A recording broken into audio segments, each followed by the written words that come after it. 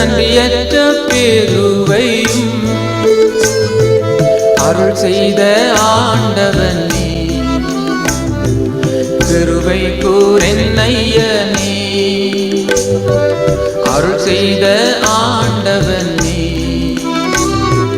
கிருபை கூரென்னையனே.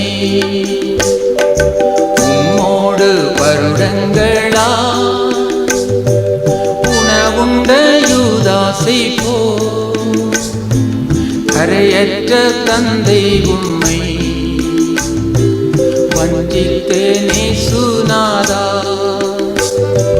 கரையற்ற தந்தை உம்மை வஞ்சித்தேனே சுனாதா.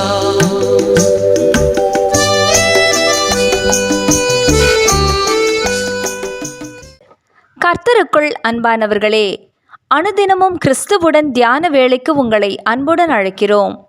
இன்றைய தியானத்திற்கான வேத வாசிப்பு லூக்கா 7ஆம் அதிகாரம் வசனங்கள் 36 முதல் 50 வரை. தியானத்தின் தலைப்பு மன்னித்து விடுவிக்கும் அன்பு.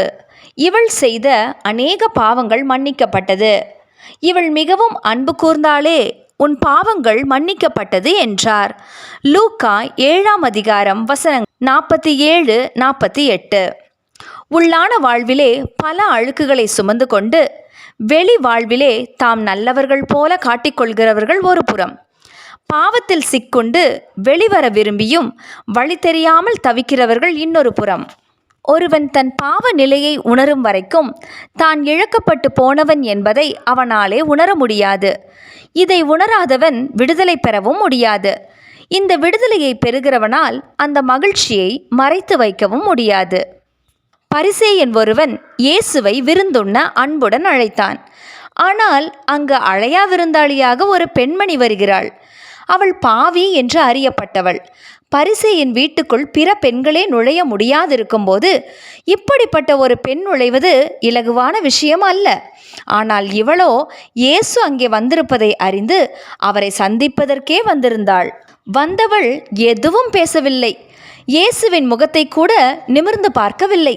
அவர் பாதங்களின் அருகே பின்னாக நின்று அழுது அவரது பாதங்களை தன் கண்ணீரினால் நனைத்து தன் தலைமயிரினால் துடைத்து பாதங்களை முத்தம் செய்து பரிமள தைலத்தை பூசினாள்.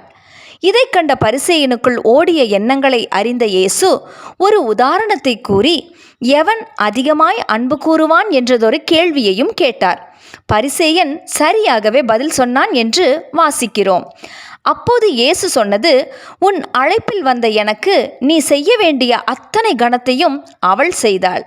ஏனெனில் இது வெறும் செயற்பாடு அல்ல, அவளுக்குள் ஏற்பட்ட விடுதலையின் வெளிப்பாடு என்று விளங்க வைத்தார்.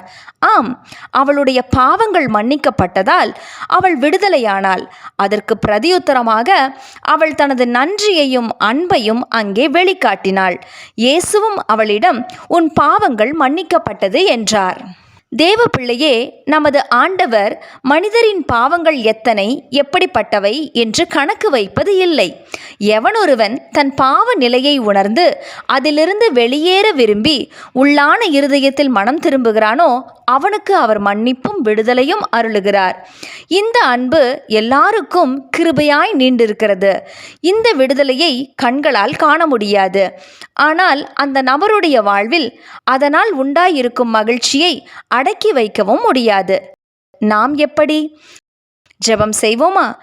அன்பின் தேவனே, எங்கள் வாழ்விலும் விடுபடாமல் இருக்கும் பாவங்களிலிருந்து எங்களை விடுவித்து உமது சந்தோஷத்தினால் நிறைத்தருளும். ஆமேன்.